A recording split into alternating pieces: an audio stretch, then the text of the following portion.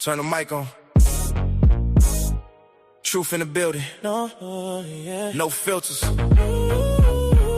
No politics. No apologies. Dr. Ken, let's go. We don't quit till the whole thing shake. Truth hit hard, make the whole world wait. Real talk loud when the system fade. Stand tall, even when the whole ground break. No fear, no foe, no retreat. Pressure make diamonds when the fire meet heat. All gas, no brakes. When the truth gon' speak, Dr. Ken in the booth. Truth don't sleep. Came from the bottom where survival was law. Learn real quick what respect really costs. Everybody got opinions from afar, but they ain't never had to carry those scars. Built from pressure, discipline, pain. Some lose focus, some lose aim. Some sell souls just to chase that fame. I build my brick by brick, no shame. See the world get weak when they need a moment. Too many followers pretending they friends. Too many loudmouths scared to defend any real conviction when the pressure set in. But I stand on business, stand on code, stand on truth when the lies explode. Some fold up when the road gets cold. Some become legends when the story gets told.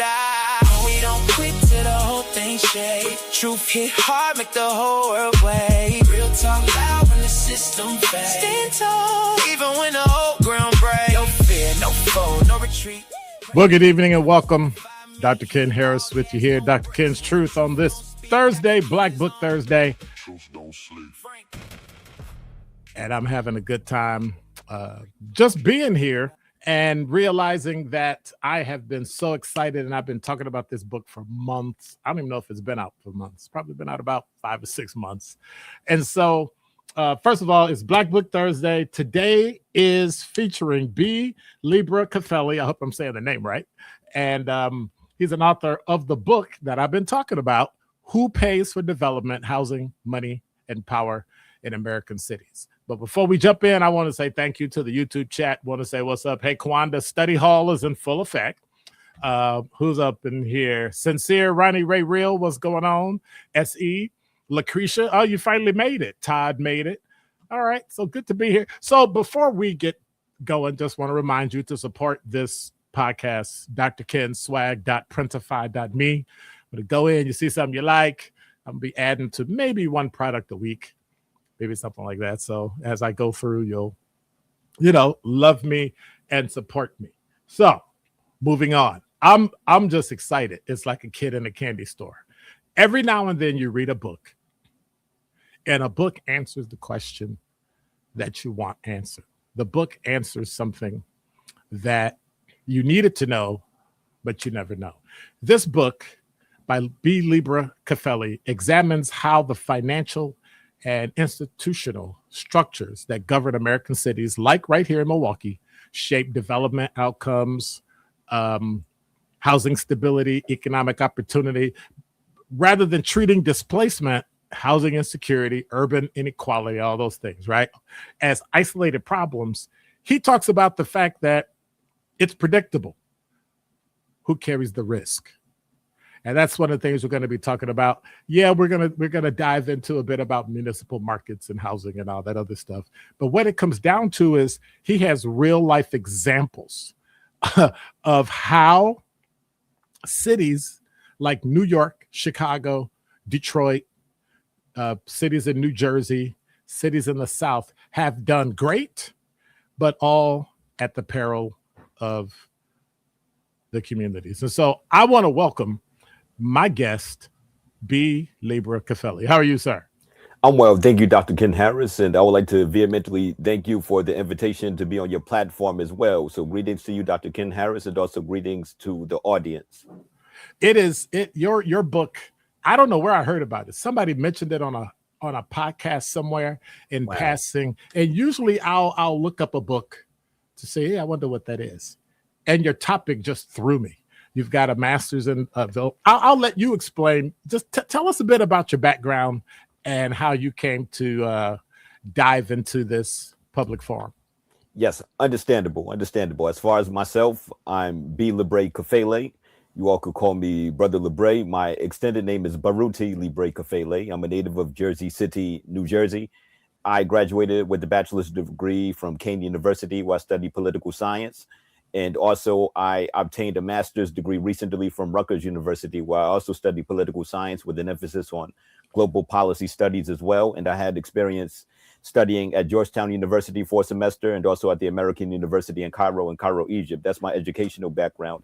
And also, as it pertains to my background in regards to the subject matter of the book, which is within the genre of political economy, I worked in Jersey City economic housing and development briefly. And also, I've spent close to 10 years in the real estate sector, specifically as a real estate agent, and then ascending to a real estate broker. So through the intersection of my experience occupationally speaking, and then also my experience academically studying political science in juxtaposition with my experience as a Black man or Black male in America, you see, these lived experiences in conjunction with my research is what catapulted to me writing the book Who Pays for Development, in addition to the book Capital in the City, which is in essence an extended version of the book Who Pays for Development, Housing, Money, and Power in American Cities. So that's a brief synopsis about myself. What made you want to go down this road? What was the linchpin? What clicked? I know you're in school and you're working on your degrees in political science, and Yes, you sir. kind of get into real estate. But what lit the fire to make you start to really dive into it? Yes, understandably so. And that's an excellent question, Dr. Harris. What led me down this path is this. You see, I grew up in an educational oriented household. So the thing is that it was obligatory for me to read about our history and also our culture. So I attended a lot of the protests that were going on in the New York metropolitan area and New Jersey ever since I was a youngster, due to me coming from that kind of pedigree.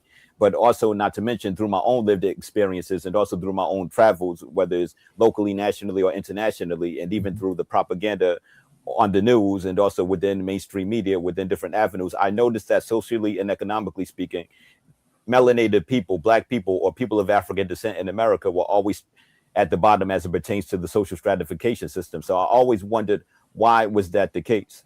You see, so that led me to study from, instead of just individualistic analysis, I started to study from a systemic and a structural analysis, meaning how is the system structured? Meaning that if we're going to study why we're at the bottom of the system, then we need to study the actual system instead of talking about the system. So that led me to study the anatomical structures of not only the political system, but also the private system, and also how they work together to bring about the various manifestations that we see within the economy, whether we're to talk about economics, education, entertainment, labor, law, politics, religion, aestheticism, war, or even health. That led me to study that. So what was very pertinent was me studying economics. And according to my understanding of economics is the utilization of time and energy. But money is a tool of economics. You see, a lot of the time we talk about money, and also a lot of our thought, speech, and action is governed by money, but a lot of us don't have an understanding of what money is. And money is a medium of exchange, obviously,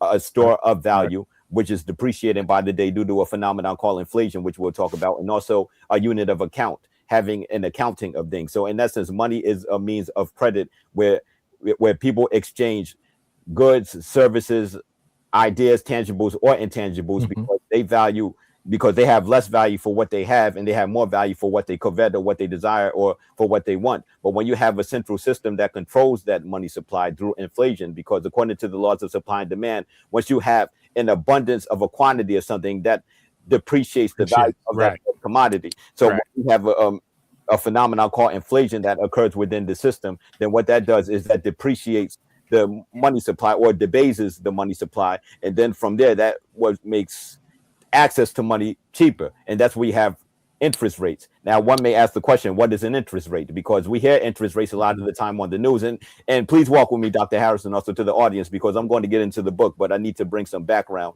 to. Absolutely. Got to build a foundation. Exactly. Thanks a lot. I appreciate you for understanding, Dr. Harris. So as it pertains to interest rate, interest is the cost of borrowing money. So when you have an abundance of money that's injected into the economy, in this case, we're talking about the United States economy, for the most part, we're going to see a minimization as it pertains to the cost of borrowing that money. Because once you have a lower price, what you're doing is incentivizing more people to access or to purchase that said commodity. In this case, the commodity that we're talking about is the dollar bill. And like I said a few minutes ago, money is a tool of economics, the utilization of time and energy. So when you have a large injection into the economy, that is when the Federal Reserve, which is the central bank of the United States, writes a check to the U.S. Department of Treasury. And when they write that check, that is when the U.S. Department of Treasury, they print these dollar bills in order for the Federal Reserve to access these dollar bills to the primary dealers. Now, who are the primary dealers? The primary dealers are the various banks, your Bank of America's, your PNC banks, your JP Morgan's, your Goldman Sachs, your various financial houses. But from my research as it pertains to the Federal Reserve, of course, you have, you have your directors, and then also you have your regional branches of the Federal Reserve. And the most influential one is the New York Federal Reserve, which is 15 minutes from my residence, because I'm located in Jersey City, the New York metropolitan area. So the fact is that you have the primary dealers. They have direct access to the monies when it's injected into the economy, because what they do is they use the money that's injected into the economy, and then that's when they purchase various bonds, whether they're U.S. Treasury bonds, which are, for decades. They mature within decades, and maturation is when the bonds appreciate in the value, meaning that if you were to purchase a bond and then once it matures, that means that you'll get reimbursed the principal and then the interest on that bond. And for the sake of the discussion, the primary dealers, as aforementioned a few minutes ago, are the bankers. But from what I realized is that when I looked at the list of the primary dealers, none of the primary dealers are black, meaning that there are no black banks on the primary dealer list, meaning that they don't have direct access to money when it's injected into the economy. So for those of you all who are listening and watching, who are familiar with supply chain or who are familiar with business in general, wholesale and retail, if you have direct access to a said commodity, that means that you could purchase that commodity for a cheaper price, and then you could resell for a higher price, and then the margin in between is your profit. So in this case, the same thing is applicable for money, because since money is a tool of economics and money is the foundational tool of the said economy that we live in, the U.S. economy, if you're here in the United States, and even the global economy ever since 1973, after, when President Nixon, in essence, designated the United States dollar as good as gold. It was August 15th of 1973, if I'm not mistaken. They removed the gold standard. Exactly. They removed the gold standard, and also the United States dollar, became the world reserve currency. You see, even after the Jamaica Accords of 1976 as well, that was when it was officiated with the IMF, but that gets into another discussion. So going back to the subject matter at hand, as it pertains to the money supply, the banks have direct access to the money. So they purchase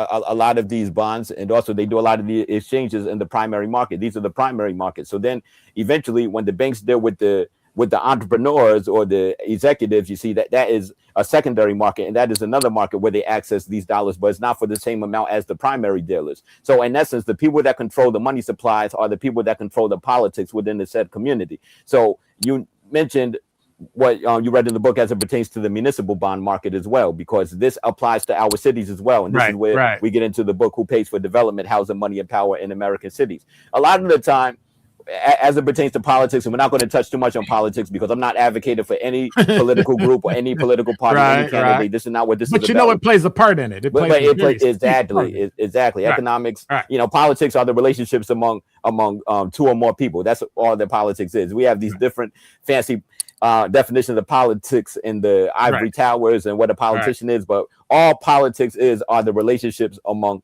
people. That's what politics is. Economics, the utilization of time and energy. So when we amalgamate the relationships among groups of people with how we use our time and energy, this is where we have the intersection of what we call political economy. And the book, Who Pays for Development, deals with the political economy of race and space. So as aforementioned, with the primary dealer network, there are no black banks. So if you don't have black banks having direct access to the money when it's injected into the economy, then Right. logically speaking, what do we expect to see as it pertains to our economic homeostasis, as it pertains to us as a race?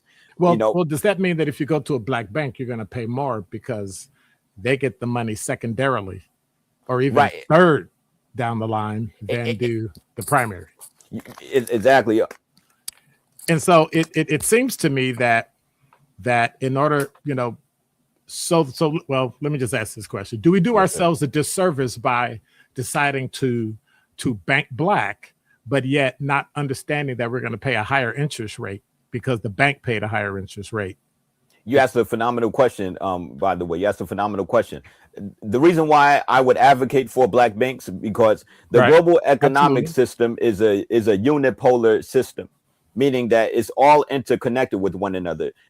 It's all interconnected with one another. So if one wants to bank, I would advocate going to a black bank due to the fact that Absolutely. because at the black institutions, for the most part, they have a history and a trajectory of struggling against a lot of the inequities, the inequalities, and the injustices that have been inflicted upon us. But as you Correct. stated, it's still under a system which does not advocate for our economic advancement and our best interest, generally speaking. So But then how at do we least, fix that? but at least with the black bank, there's due to the fact that the mission statement of a lot of these banks and the values of a lot of these banks are Right. based on the common struggle and also persevering and also succeeding to the best of our abilities in the midst of these Mhm. struggles. I would still go to a black bank if there's one within one's region, as it pertains to the listener, meaning that if you have access to a black bank, Right. I would definitely advocate for it because at least you could find a banker.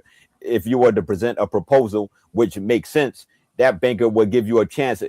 There will be a higher probability of that banker giving you a chance, more so than if you were to go to a Main Street bank. But not saying that you can't find any good and competent bankers who are willing to give you an opportunity to finance your business or to finance your Correct. property or to finance your idea or vision. You can find that in the mainstream bank, but it's a higher probability as a black person or a brother or sister of African descent that you can find that in a black bank. But one of my propositions that I will propose in the near future, which will be another book, and also something that I will work on as it pertains to the syndication of information, are alternative economies for our community, because that was one of my critiques of what happened in Tulsa, Oklahoma, close to 105 years ago after the Right. Memorial Day massacre, meaning that when Tulsa was unfortunately victimized by domestic terrorism, Right. there should have been other black economic ecosystems throughout the country to help fortify Tulsa, you see, in the midst of what they've experienced, meaning that there could have been more synergy, more collaborative Isn't there a efforts. byproduct in the black community that we tend to only one person could do one thing at one time? Right. That I mean, could, we got one synergistic system. It's not synergistic. We got one isolated system in exactly. Tulsa. We got one isolated system in Rosewood. We got one Right. isolated system in New York, but we can only have one. We can never have multiple going at the same time that are interconnected. There seems to be a problem in the black community that Undeniably. when we get to working together, it falls apart. We work together when we decide we want development in our neighborhood. We think Right. development is a great thing, but actually, as in here in Milwaukee, we literally had a news conference today with the mayor talking about the pothole problem that we have with Department of Public Works throughout the city, everywhere. Right. The problem is your book explains clearly. If you could walk through, I want to do a development in a city, right. take a minute or so and walk through what that process is and what allows the risk to then transfer to those people in that community. And by the time the city gets to the end of it and pays off all their debt, they have little money left for infrastructure. Exactly. You see, so usually when the development process happens, there's a real estate developer who has an idea. And of course, it will be for profitability, Right. whether it's a commercial real estate development in the retail space or whether it's in the mixed use residential and retail space, whether it's for multifamily, whether it's for apartment buildings or what have you. So you have a developer who has an idea, and the property, it could be privately owned, but in this case, if it's publicly owned, then that developer will submit something called a request for proposal, or RFP. You see, so when they submit a request for a proposal, that is when they have to present to the city council and also the various bureaucrats of the city Right. how this would be beneficial for the city, how this could add job opportunities, add economic growth, and also bring about tourist attractions, what have you. Anything that is considered valuable and complementary to the municipal administration, whoever the mayor is of that time. Yes. But what's missing from that proposal? Well, there are a lot of things missing from that proposal, you Right. see, because a lot of the time, well, sometimes it depends on the city. You have your community activists, and there are two concepts within the real estate space and also within the community development space: NIMBY and YIMBY, not in my backyard or yes in my backyard. So you have activists who may either advocate for this development, or you have activists who may be irrevocable and skeptical of that development. But a lot of the time, a lot of our people are skeptical of these developments because we don't reap the benefits of these developments, number one. And number two, we are the ones that indirectly pay for these developments due to displacement, because a lot of the time these developments, what they do is they change the ecosystem of that said community or of that said part of town or of that said city. And also it is the taxpayer who has to pay for these developments within these cities, which are for the most part a sizable African-American population. And how do they pay? Through taxation. And how do they pay? Through displacement. How do they pay? Through losing their homes, you see. And now, then what do you mean when you say displacement? Meaning that when there's a new development in the city that is supposed to bring a lot of job opportunities, bring a lot of attraction to the city, bring a lot of business interest to the city, then what that does is it appreciates the said property value within that said city. So when it appreciates the property value in that city, you have landlords that cause a phenomenon within real estate called forced appreciation or market appreciation, meaning that due to inflation, which is what I spoke about a few minutes ago, and also due to the new developments that are in the city, then the landlords feel incentivized to raise the rents in the city to the point So at which you've got one on top of the other? I'm sorry? One on top of the other? You've got market inflation and that? Exactly, Wow. because the real estate industry is an industry that is inseparable from the financial industry. You see, because real estate is a capital intensive sector. Right. You see, meaning that whatever happens as it pertains to the movement of the money and also the fluctuation of the interest rates, the vicissitudes of the interest rates, they have an effect on the property value. So once they have an effect on the property value, that plays a role in the rents, because how landlords generate their revenue, one of the means in which they generate revenue is through rental income or through something called NOI, net operating income. So they are incentivized to raise the rents on their properties. And also you have some of them that don't want to use Section 8. They want to go based on market value. So what they do is they attract the college students or the university students, workers from out of town, and also some folks from the Caucasian population who wanted to move back into areas that they left around the time of the middle part of the 20th century, because a lot of these cities like Detroit at one time had 1.8 million people, and now there's 600 to 700,000 people. And there was a predominantly white city at one time. But of course, the phenomenon that happened across the country was the Great Migration, where a lot of black folks moved from the South all the way up into... Milwaukee is exactly the same as Detroit. Exactly. In the same region, and then the same phenomenon in my part of the country as well. A lot of folks from the Carolinas and Georgia, Virginia moved up north, and then I'm sure in your area, a lot of folks from Mississippi, Tennessee, Alabama, Texas, exactly. They moved up, so they followed the rail lines. You see, so as in the case of Detroit, you know, a lot of the black population moved to places like Paradise Valley, Black Bottom, and areas like that. And then, of course, when the place is integrated, it'll be integrated temporarily, but eventually the folks are going to go to the surrounding areas. So what this book talks about is the metropolitan extraction that occurs to the point in which the city in essence does not benefit from all the development. Exactly.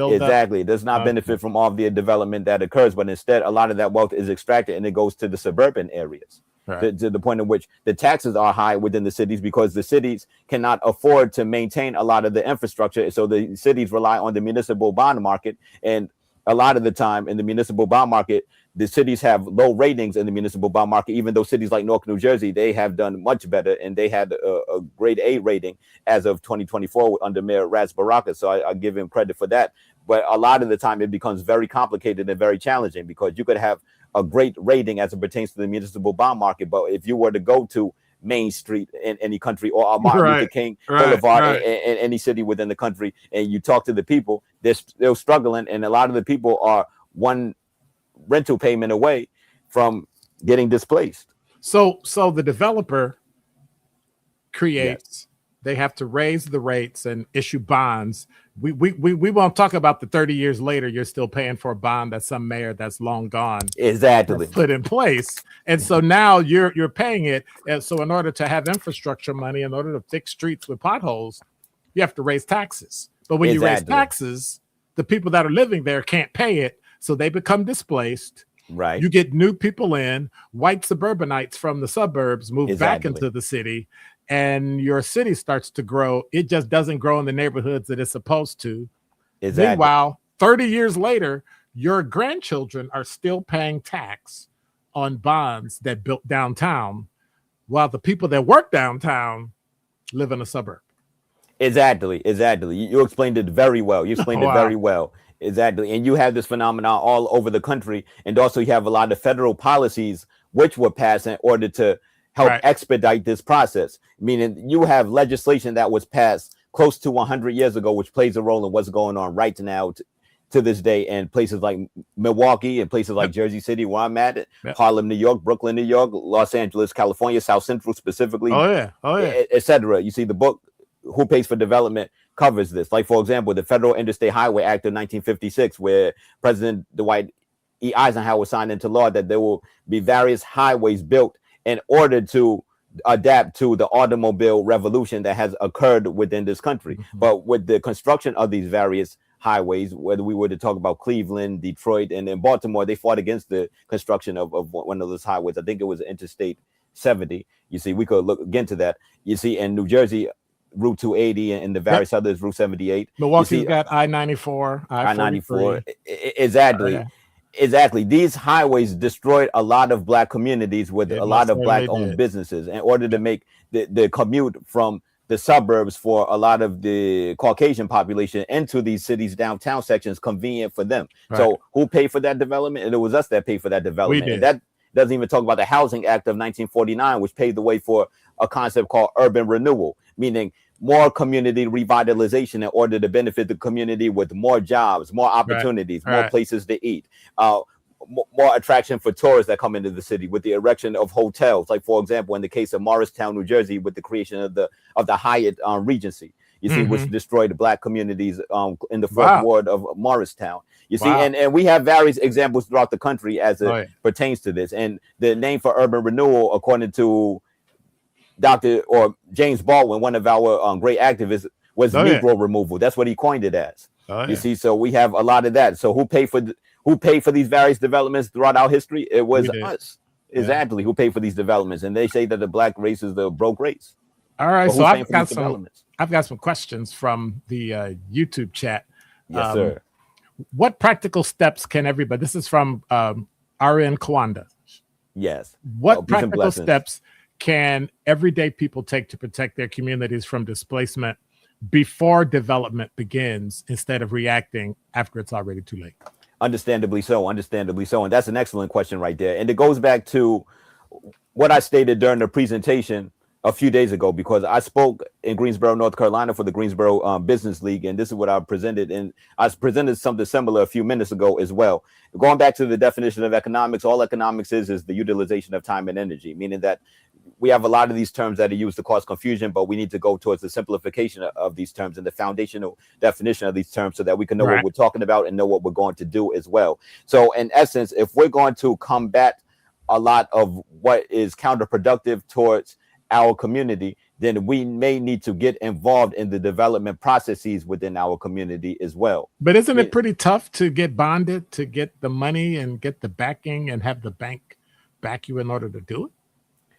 Yes, all of that is definitely challenging. But the thing about it is that in order to get anything done, it's all about surmounting these challenges and also eradicating any barriers that may potentially occur as it pertains to this. Meaning that our story as it pertains to Black people has always been persevering, building and rebuilding as well. But so hasn't that worked against us to a point? Yes, it has worked against us, but we're still here.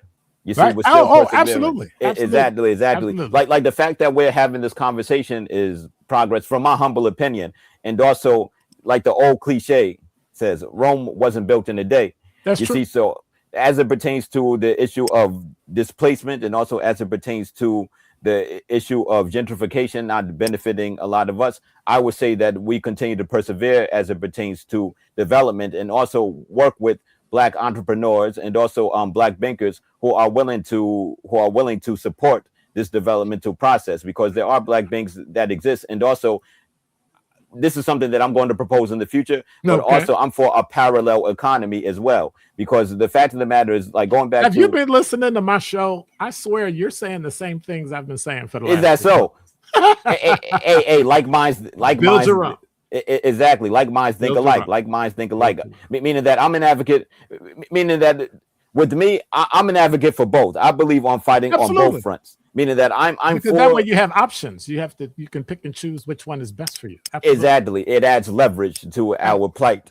You see, I'm for the integration and the perseverance within the mainstream economy, which has a history for not benefiting us, but through laws that are getting passed, and thanks to the great civil rights leaders like your late great Dr. Martin Luther King's, your Ralph Abernathy's, your James Farmer, and your various others, they definitely played a role as it pertains to us having our rights respected to an extent, because we have a very long way to go. But at the same time, I'm also a student of people like Booker T. Washington, also people like Malcolm X. I'm more so on the Du Bois side. Right. I'm a student of Du Bois as well. Like I said, but we need both. We need all of that. Exactly. You see, because the problem with a lot of us is that we get into these ideological conflicts with one another, when I think that if we fought on all fronts, then I think that we could see ourselves economically advance from a regional level to a national level, and also to a global level. You see, I think, and I think that we need a parallel economy in juxtaposition to working with the Black banks, which are still a part of the mainstream system, because with the parallel economy, that could increase leverage as it pertains to us building our communities and also maintaining our communities. And also, we need to take advantage of these community land trusts as well, because the community land trust will give us an opportunity to collectively own the land within our community. And then from there, through owning the land in our community, that will give us leverage as it pertains to what's built on the land that we own. And also, it'll give us the opportunity to create first-time home buyers within our community. And so, from reading your book, who should be held accountable? Who should be held accountable? Yes. Okay. I'm going to be honest. The risk being transferred over to the community and totally destroying a community, predominantly Black communities and poor communities throughout the country, because this is a phenomenon that's happened in rural white areas as well. Undeniably. Who do we hold accountable? At what juncture do we hold? Like, it's confusing to me. It's a great question that you asked, by the way. With grand power comes great responsibility, and with great responsibility comes accountability. But you and I both know. I'm sorry, you and I both know they're not gonna hold themselves accountable. Exactly. If I'm making hundreds of millions of dollars in development, it's easier for you to sue and I give you $1 million to go away than it is for me to be held responsible. So do we hold the elected official responsible? Do we hold the developer? Where do we put the risk and get it off of the backs of the community people? Well, the thing about it is this: like, with great power comes great responsibility. So as it pertains to who to hold accountable, you have to hold the people in power accountable, from the banking sector all the way to the developer sector, because you have the bankers who are the creditors, and then you have the debtors, who are the developers. But the only way I can do that is to take my money from them and give it to a Black bank. Right, exactly. But please let me continue. Exactly. So those, and these are the people, as aforementioned, from the banking industry and also the debtors, who are responsible for influencing the politicians and also playing a role with who's in office on the municipal level and also on the state level and also on the national level. But at the same time, one needs to be accountable for what they know, and from being accountable for what you know, one needs to look in the mirror, meaning that if one studies the economic system, if one studies the political system, and one has the tools in order to build in the midst of a lot of the adversities that are occurring. Okay. So meaning that, yes, So we is know, that to a point victim shaming though? I mean, I wouldn't say, is that when you know, like we're going with the adage, if you know better, you do better? I wouldn't say that is victim shaming, because we've been victim shamed for 400 plus years. But the Facts. reality of the situation is that in order to better one's situation, one needs to deal with the reality, and also one needs to take the truth into high consideration. All right. And the truth is, excuse my language, a hard pill to swallow a lot of the time. So Mhm. the thing about it is that one taking the truth is the first step towards bettering one's situation. And since there's a lot of information available on the internet, there are a lot of books in the public libraries. There are a plethora of books on Amazon. I think that there are millions of books on Amazon. I think that we need to be accountable for what we know, but it's not about Mhm. just about what you know, and also about the educational accolades like what I have and what you have, Dr. Harris. It's about the implementation of what we know as well. And But then how do I do that? So we've got some comments in the YouTube chat. You know, LLT is talking about, so do I wait until the community is better to invest, or do I invest and hope the community gets better? you start by creating opportunities. You see, you start by creating opportunities, whether it's within your community or it's in another community. You see, but the thing about it is that our role is to ensure that our community is valuable to the point in which it will be profitable to invest within our community. There'll be incentives for us to work together and create and build. And also, it will be expensive for other people that don't look like us to try to capitalize on our community, meaning that we need to put pressure on Mhm. outsiders to ensure that it would not be within their best interest to try to invest within our community without our input and without our say so, But meaning that our elected officials have given it away. Before we can get information on what's happening, it's right, already done. right, exactly, and that's one of the theses of the book, you Right. see, which is why leaders, elected officials, and leaders have to organically come from the community. You see, and they have to get financed by the community, and there needs to be a program that comes from the community, and that candidate will have to follow the protocol of that community, so that there won't be incentives for them to look elsewhere.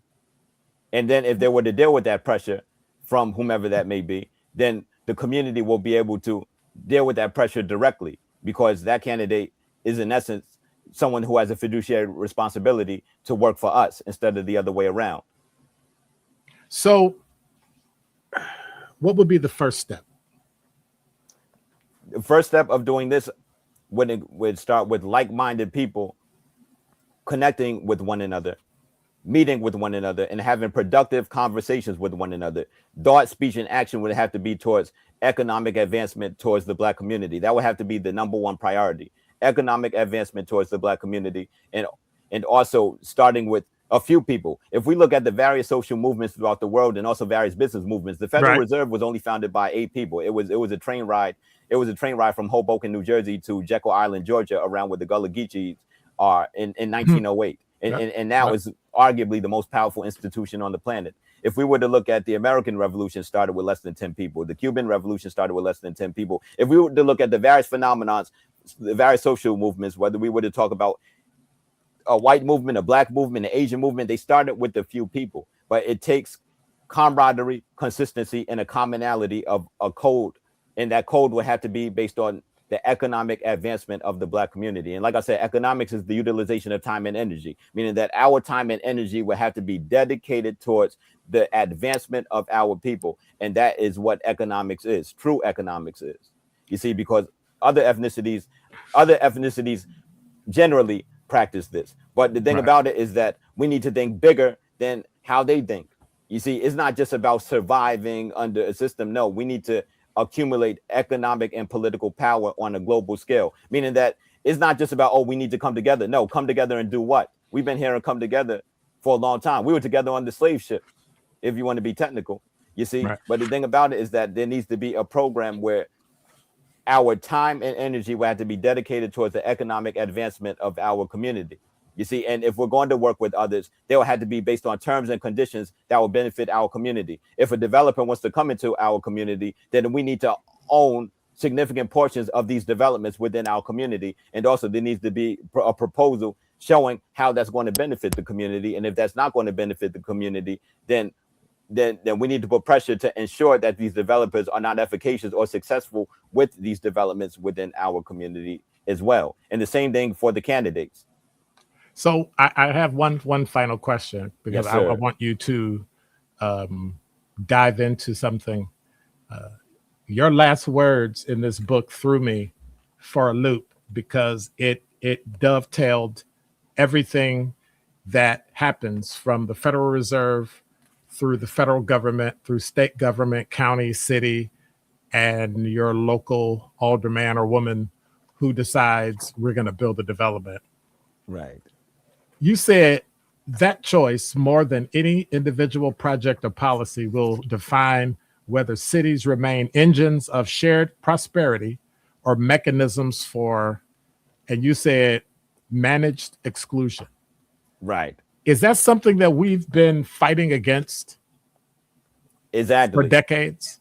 We've been fighting against this for decades, which is why I say that ubiquitously, we need to work towards a parallel economy. You know, ubiquitous to inclusion. We need to work towards a parallel economy so that we could develop leverage within this economic system. Because once we get the economic situation correct, then the political situation will fall into place, because it is the economics which dictates the politics. Mm-hmm. All right. B Libre Kafele, I'm telling you, who pays for development? So y'all thought I was kidding, I didn't have them. I got this one as well. Wow, thanks a lot. I vehemently appreciate your support. I am telling you, if you've got a smooth weekend, you've got nothing to do, if you have something to do, you need to make some time, take some time, go to Amazon and check out these books. They are phenomenal. They're eye-opening, and it gives you the intensity to understand just how fast we need to turn this around, because we are being taken advantage of. Thank you, yes. Author, speaker, B Libre Kafele. I'm gonna talk to you again in a few months as we get closer to election time, maybe, and kind of get your thoughts on how cities can make sure candidates help them revitalize and build and grow. So. Excellent, Dr. Harris. I'm looking forward to that. And also one question, is this recorded, meaning that will you have a recording of this episode? It is recorded. It's on Facebook, it's on LinkedIn, and it is on YouTube. And I can download audio and video and make sure I send you a copy. Thanks a lot. I vehemently appreciate it, Dr. Harris. I appreciate the invitation, and I appreciate you all for being here as well. And I'm looking forward to building with you all in the future. Outstanding. Thank you so very much. Appreciate you. Thank you. You all have a phenomenal one. All right, you too. Peace and blessings. And so that was it. And I don't know how else to say it. I believe that it was probably one of the most important pieces of information we should hear, and that we need to understand that moving forward, our collective work in certain areas are going to make the Black community outstanding and be the best that it is. So you're listening to Dr. Ken's Truth. When I come back, I'm going to check out the talk and text line. I'm going to check out the YouTube chat, all the things that's going on. I want to say thank you again to our guest, B Libre Kafele, author of Who Pays for Development and Capital and City. Gonna take a quick break. We'll be right back.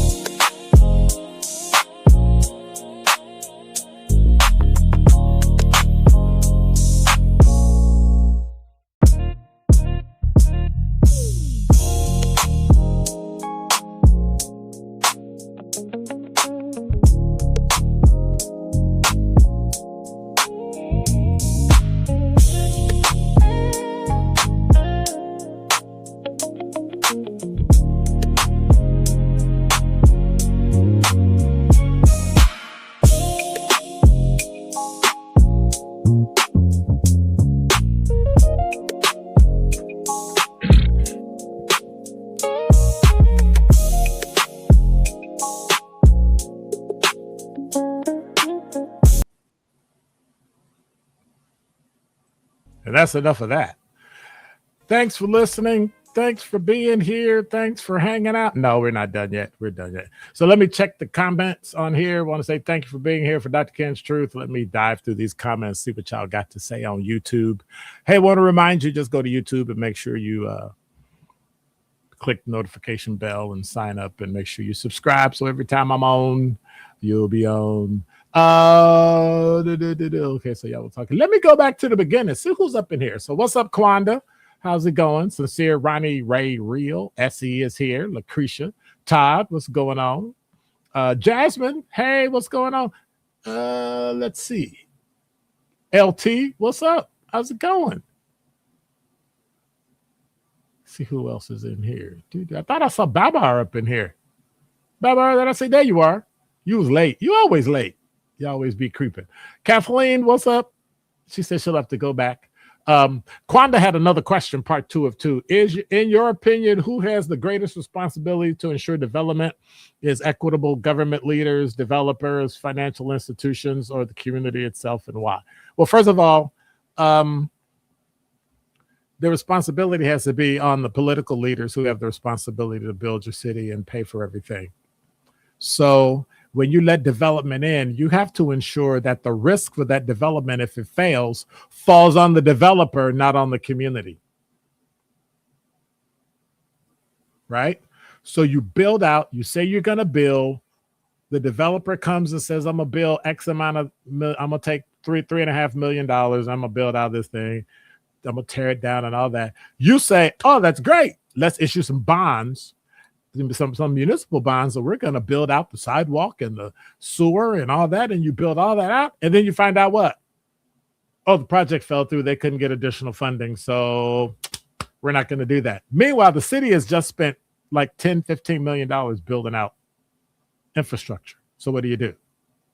What do? You either have somebody else come in and pay for the infrastructure and pay for that, or you just eat it. Meanwhile, you've got municipal bonds that are out that taxpayers are paying for. And after they moved on and went to some other project and that's still sitting there, you're still paying those bonds. Taxpayers have to pay it. Meanwhile, inflation is going up. So I got to raise my taxes. So the landlord in the suburb who owns the building, you can't afford it because you're at the max. And now they raise your rent $200 a month and you can't do it. So you got to move out. And then somebody else moves in. So that's why you're seeing this circular thing of more whites moving into the city of Milwaukee than blacks, and it's starting to build out and build out. And not that that's a bad thing. I'm not saying anything is good or bad. I'm not qualifying it with anything. But at some point, you got to do it. Financial institutions are there to make money. The community should be there to live responsibly and prosperously. But we can't because the city keeps doing this system because it's the only way they get a hold of money. At some point, somebody's got to break. You either got to throw out the politician and put in a politician that's going to do it the right way. Now, here's the problem with that. Democratic socialists are not going to do it. Democratic socialists don't understand. They just want to take from everybody and give to everybody so that we're all equal, and we're not, but for some reason. But that's another story as we get closer to elections. LT said invest in the community and make it better, or wait until the community gets better and invest. That was one of the questions I asked, chicken or the egg. It's really not chicken or the egg. You want a better community first so people will invest in it. Because if a community is better first, that means the people that live there can be safe and invest in it. Make sense? Okay.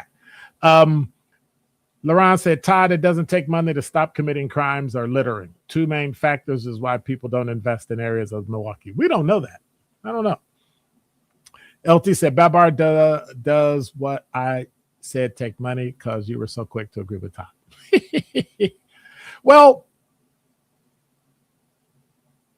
it takes common sense. LT is right. Todd said, I do agree. It seems like life, when things appear nice, is treated nice, and there's some people who you just can't reach. LT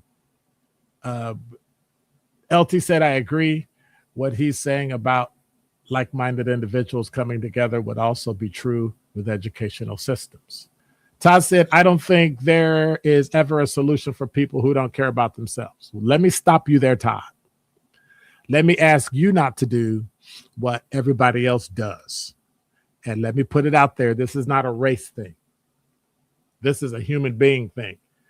Don't use your experience to make an assumption about someone else and say they're different, therefore I'm right. In other words, the assumption is that, oh, those people don't care about themselves. That's not true. In some instances, it might be true, but that's what you would think if it was you doing what they did. Let me give an example, and I've given this years ago. I was teaching a class at Concordia, and it was a business management class, introduction to management. And one of the questions that came up is one of the kids, well, why don't Black people, because we had some open conversations. We have some clear conversations in a Christian environment. So we have some open conversations, be respectful, all that stuff. And one of them said, why don't Black people care about education? I said, what do you mean? Well, the absentee rates and the grades and all that, they just don't care. And I asked, what makes you say that? How do you take the only reason why you wouldn't go to school or get bad grades or show up late is because you don't care? That's your assumption. He goes, well, yeah, it's what it is. I said, no, it's not. That's yours. If you didn't go to school and if you got bad grades, it would be because you didn't care. The problem is you can't transfer your values to other people. The bottom line is that kid was late 10 minutes every day because mama was working, regardless of what happened in the past, whether she had a baby married, not married, divorced, widowed. She's struggling regarding time. She's got the money, she's got the job, but she's struggling on time. So she works overnights. Dad is working overnights. We got, during the day, they got everything together. And just because it just so happens she can't get off work on time every day, if some days she might be about 10 minutes late. So the kiddo gets to school at 8:40 instead of 8:30. Do you keep zinging the kid late, or do you make an exception for someone whose life circumstances just are what they are? You never know. But what we can't do is transfer how we feel and how we think they should. Oh, they just don't care. That's not true. It's not true at all. There are situations and circumstances that cause us and force us to do things that we don't want to do. Kwanda said, let me finish. How can they care about their surroundings? It has to start at a young age. Without guidance, you have nothing. To a point. There are myriad examples of that are to the opposite. That it didn't start at a young age and that they didn't have guidance, but they still had the internal mechanism it took to do good, because we all do. And so when you've heard things so much, which is a form that we all have, a form of implicit bias, when we keep hearing the things that we hear, we automatically go to what we know. That's not a negative. That's just what it is. Kwanda said, Dr. Ken to order the book and not the ebook. That's powerful. I'm in my Tori Lovo's voice. Anyway, Sincere said, phenomenal. Kwanda pops up live up next. Hey, what's up, Sir Chance? Todd said, it's across the board. I didn't bring race into it. Well, I'm bringing race into it because it's my neighborhood. If you don't want to bring race into it, that's okay. I'm okay. But the cool thing about it is you should be able to bring race into something and it not cause you to get mad at somebody because they see something from a certain point of view. Number 5. Summerfest. It's continuing. It's going on. It's here.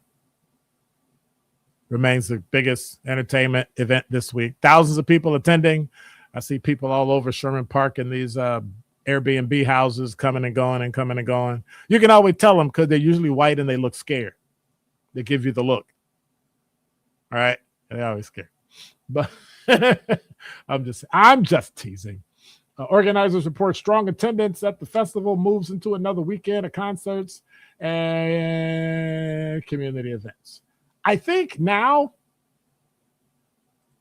I've heard like everything. Number 4. from CBS 58.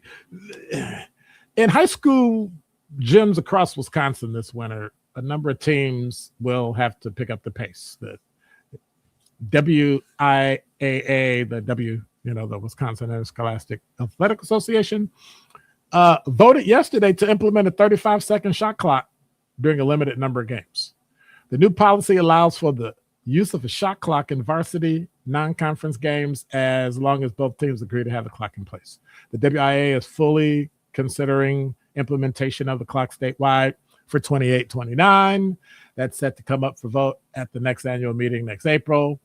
Whitnall High School, yesterday, girls varsity head coach Anthony Parr put a camp of elementary age students through dribbling drills at the school, and he said he welcomes a shot clock. Can you imagine how fast the game will be? Well, first of all, the game is only an hour. It's only an hour, right? So it's really not going to be an hour.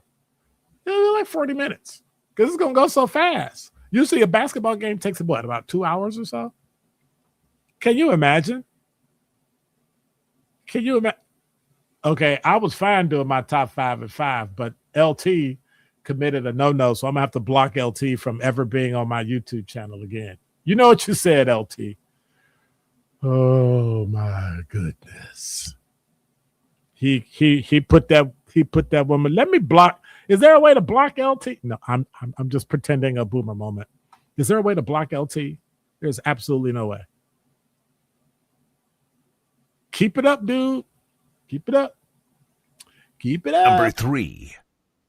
Black churches expand spend in the Black campaign. Black Enterprise is reporting that churches across the country are encouraging congregants to intentionally support Black-owned businesses as a strategy for community wealth creation and local economic development. Something we were talking about today, something that we need to do today.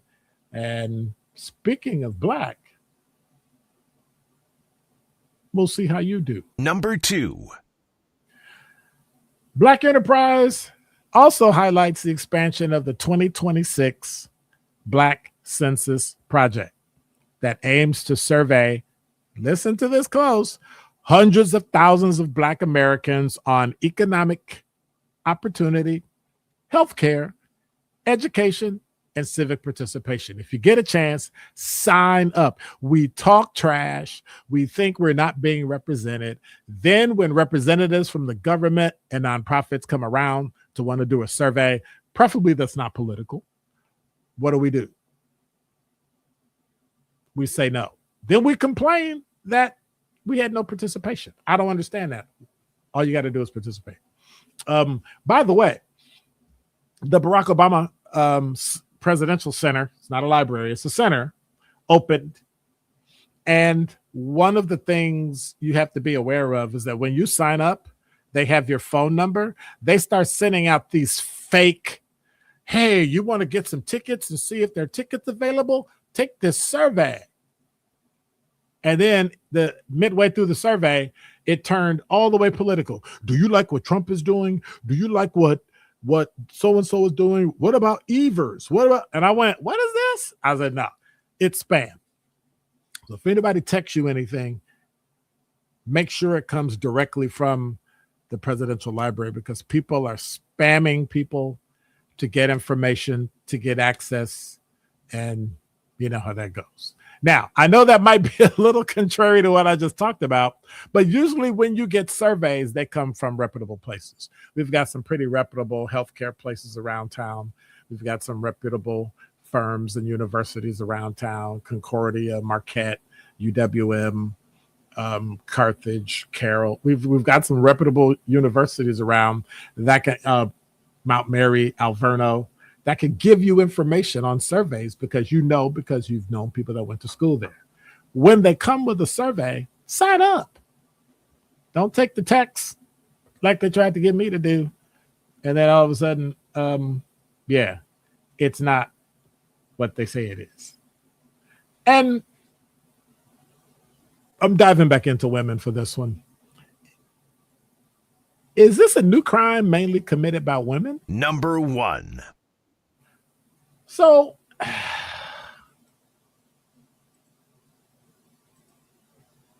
From JS Online, the Wisconsin Department of Justice has filed criminal charges against two women, one from Milwaukee for allegedly defrauding Wisconsin's Medicaid system. Zambia Bell, 48 of Milwaukee, faces not one, not two, but 10 counts of medical assistance fraud and one count of theft by fraud. A second woman, Carolyn Franco, 45 of Pueblo, Colorado, was charged with 3 counts of medical assistance fraud and 1 count of theft by fraud. The charges against Franco and Bell were filed in circuit court in Madison on June 18th and June 23rd, which is a couple of days ago.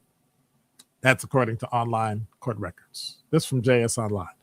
According to the criminal complaints, both women, they were personal care workers for people they knew through Medicaid's Include, Respect, and Self-Direct, the IRIS program.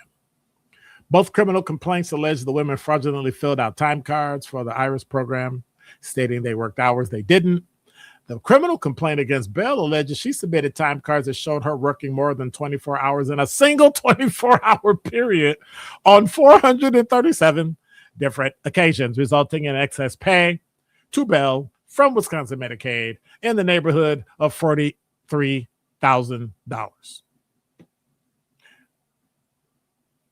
The complaint further alleges that if Bell actually only worked 16 hours per day, then she fraudulently received $100,447 from Wisconsin Medicaid. And the complaint against Franco says she submitted time cards on days she was in a different state, defrauded Wisconsin of $16,000. So these are cases we need to start looking at. But I'm starting to notice, kind of like women. You know what I'm saying? Like women are the ones that are taking advantage of people and stealing, especially with childcare, healthcare, medical assistance. I'm just wondering. I'm just saying. I'm just saying. You know, LT, you better get out of here. You better leave because you say her name in here one more time, and it's gonna be on. It's gonna be on. And so I want to say thank you for being here. I hope the book helped. I hope it gave you some information that you could use and take away and really use.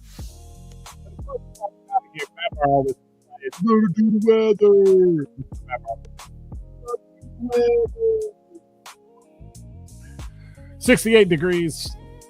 High today was 76. The low tonight is going to be 55. 8:35 is the sunset for today. I will be back on Monday. Ding, ding, ding. Guess what's happening on Monday? Well, Monday, I'm going to be talking about a special thing that happened with our friend called the governor, if that's what he wants to call himself. The governor and some things that he turned away that kind of drove me crazy. But also, my guest on Monday, Mr. Sherwin Hughes. So he'll be here at 4 o'clock. That's Sherwin Hughes, 4 o'clock. On Thursday, Dame Elsie will be here with us at 4. So make sure you listen up next week. Tell everybody we're going to be hanging out, chopping it up, talking, seeing what's going on, and just moving forward. Want to say thanks for being here. God bless. Take care. Have a safe weekend. That means keep your head down and don't get in trouble. Quiet. And also shut up. Be quiet. All right? Pick your head. Okay. Deuces. I'm out.